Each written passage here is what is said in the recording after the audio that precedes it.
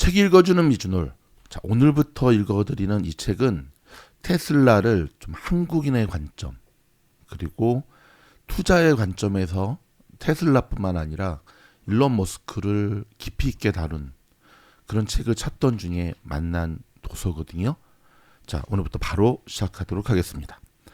테슬라를 투자 대상으로 인식한 건 2019년 하반기다. 테슬라 주가의 급등과 함께 LG화학, 삼성 SDI 등 국내 배터리 관련 주식이 수혜를 본다는 한국경제신문의 기사를 읽었다.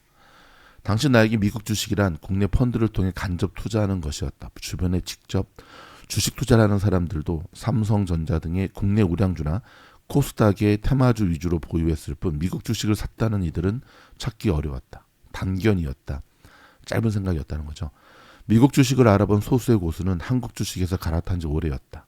이들은 개별 종목의 부침이 심하고 배당도 적은 데다가 장기간 횡보하는 국내 주식은 결국 우상향하는 미국 주식에 비해 상대적 매력이 떨어진다고 판단했다. 애플, 아마존, 페이스북, 구글, 마이크로소프트 등 국내 우량주 및 해외 우량주 및 코카콜라, 잔슨앤잔슨, 3M 등 안전한 배당주가 인기 투자 종목에 올랐다.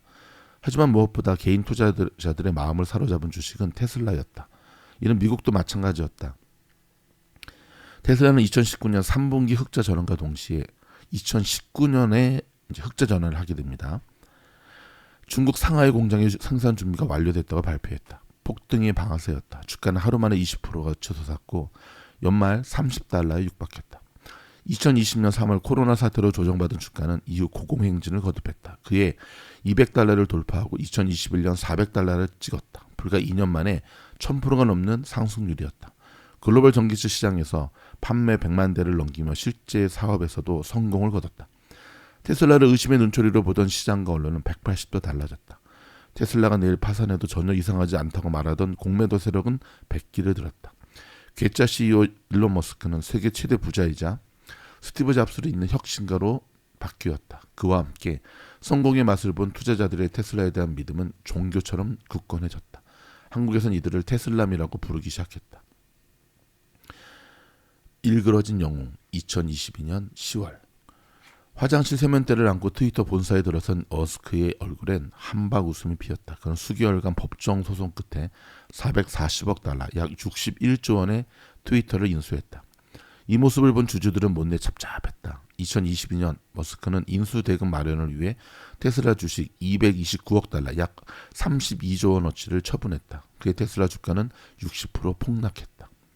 금리 상승으로 성장주 전반이 약세였지만 머스크의 매각이 하락의 방아쇠였음을 부인하기는 어려웠다. 팬들의 믿음에 금이 간 것도 이즈음에서부터였다. 무엇보다 트위터 인수 이후 잦아진 머스크의 정치적 발언이 도마에 올랐다. 그간 머스크의 기행과 독설에도 사람들은 특출난 혁신가의 성향이라고 너그럽게 보곤 했다. 주가가 오를 땐 모든 게 좋아 보였다. 그러나 상황이 달라졌다. 노골적인 정치색은 반대편에 서는 사람들을 불편하게 했다. 특히 개별 소비자를 상대로 자동차를 파는 기업에 불과한 이미지였다. 개별 소비자를 상대로 자동차를 파는 기업에 불리한 이미지였다. 무엇보다 시장은 금리가 오르자 꿈보다 구체적 숫자를 원했다. 머스크는 지난 수년간 완전 자율주행을 이룰 것을 약속했지만 기술의 진보는 더뎠다.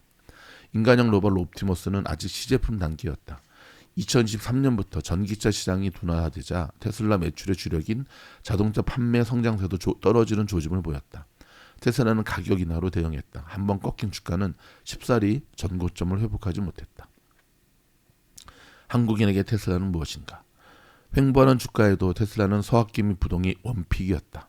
한국예탁결제원에 따르면 2024년 7월 국내 투자자는 140억 달러가 넘는 테슬라 주식을 보유하고 있다. 최근 엔비디아 주가의 급등으로 왕좌를 잠시 넘겨줬지만 지난 4년간 보유액 1위였다. 테슬라는 2024년 들어서도 미국 주식 순매수액 1, 2위를 다툰다. 주가가 하락하자 투자자들이 저가 매수에 나선 것이다. 테슬라는 전 세계 개미들이 선호하는 주식이지만 유독 한국에서 큰 사랑을 받고 있다. 도대체 그 이유는 무엇인가? 나는 2022년 4월부터 기사를 매주 연재했다. 반응은 기대 이상으로 뜨거웠다. 취재를 하면서 오프라인, 온라인의 테슬라 주주들과 만났다. 그중엔 테슬라 커뮤니티에서 존경의 대상인 1만 주 이상 보유 자산들도 있었다. 이들은 한사코 언론에 드러나는 것을 꺼렸다. 하지만 대다수는 직장 생활을 하면서 투자를 병행하는 평범한 소액 주주들이었다. 성공한 주류와는 거리가 있었다. 그들에게 테슬라 이야기를 꺼내면 눈빛이 달라졌다. 머스크와 테슬라의 비전, 전기차와 자율주행 시대의 예고된 미래, 로봇과 인공지능, 기업의 야망, 언젠가 글로벌 시가총액 1위가 될 것이라는 믿음까지 책에서 SNS에서 유튜브에서 접했을 테슬라의 이야기를 나는 가만히 듣곤 했다. 그리고 그들에게 질문을 던졌다. 좋습니다. 그러면 선생님은 테슬라 투자에 성공하면 무엇을 하시겠습니까? 다양한 답변이 나왔던 것으로 기억한다. 조기 은퇴를 하겠다. 노후 자금을 쓰겠다.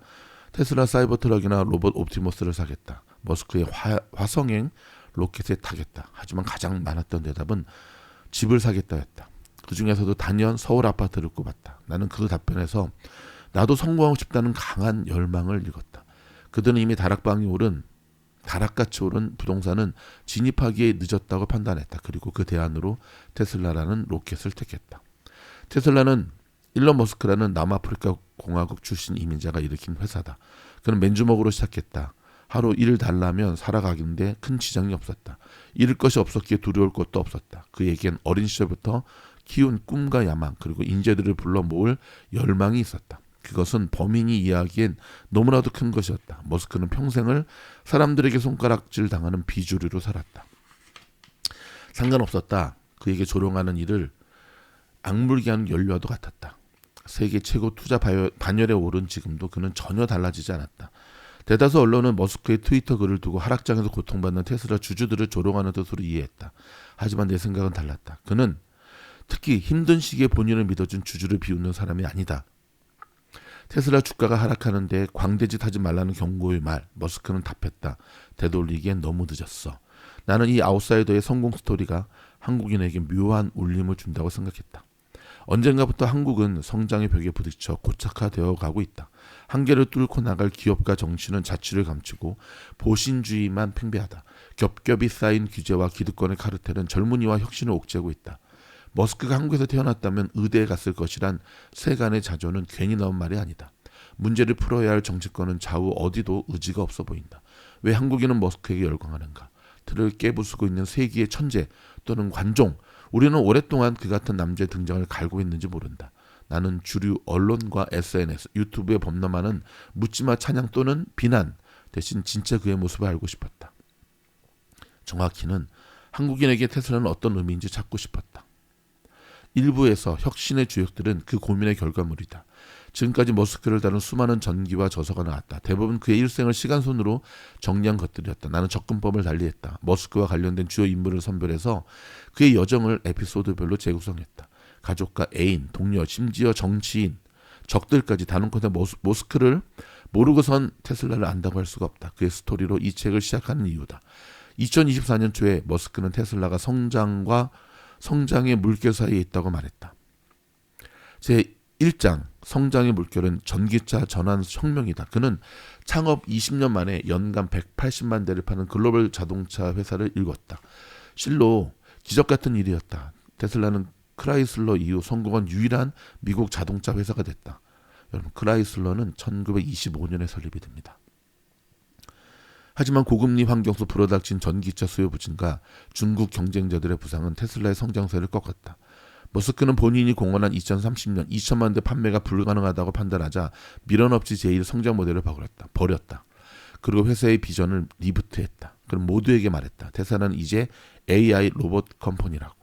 2부 AI 그 험난한 여정과 3부 테슬라의 경쟁자들은 AI 혁명이라는 제2 성장의 물결로 전환하는 테슬라의 분투를 소개한다. 자율주행과 로봇 및 그들의 두뇌가 될 AI까지 테슬라에 관한 최신 이슈를 추적하고 관련 인물을 인터뷰했다. 애플과 마소, 오픈 AI, BID, 도요타, 현대차 등 테슬라를 위협하는 경쟁자들의 이야기도 지난 3년간 취재를 토대로 풀어냈다. 마지막으로 테슬라 투자법에서는 실제 투자를 다룬다. 2020년 이후 테슬라 주가의 급등락을 거치며 성공과 실패를 맛본 투자자들의 생생한 사례를 담았다. 특히 한국 투자자의 관심이 큰 부동산과 비교했다. 다양한 테슬라 투자법과 목표 주가를 계산하는 방법도 알아본다. 여기에 천기누설이나 대박의 비법은 없다. 대신 전설적인 투자 대가들의 조언을 청취했다. 투자는 냉정해야 한다. 테슬라를 포함해 그 어떤 주식도 묻지마 투자가 되어서는 곤란하다. 테슬라가 머스크를 균형 있게 하는 것이 테슬라와 머스크를 균형 있게 하는 것이 건강한 투자의 첫걸음이라고 생각하고 이 책을 썼다. 독자 여러분의 투자 결정에 작은 도움이 된다면 이 책은 성공한 것이다. 여러분 제가 왜 이 책을 여러분에게 지금 읽어드리기로 결정했는지 아시겠죠? 서두에 밝힌 대로 서학개인 입장에서 한국인의 입장에서 테슬라를 바라보는 시각의 책이 좀 필요하겠다 생각을 했고요. 두 번째는 이 책이 쓰여질 당시 이 저자가 고민했던 이 당시의 상황과 지금의 테슬라 상황이 너무너무 유사합니다. 우리는 테슬라가 황금 시기를 고도의 성장의 1차 성장기를 거치고 난 다음에 지금 조정과 박스권 제2차 성장기를 눈앞에 두고 있는 시점에 와 있거든요. 바로 그때 이 책에서 고민하고 발견한 이야기들이 지금 테슬라를 투자하는 우리에게 굉장히 중요한 인사이트를 던져주는 것을 알 수가 있습니다. 계속해서 내일 또 뵙도록 하겠습니다. 고맙습니다.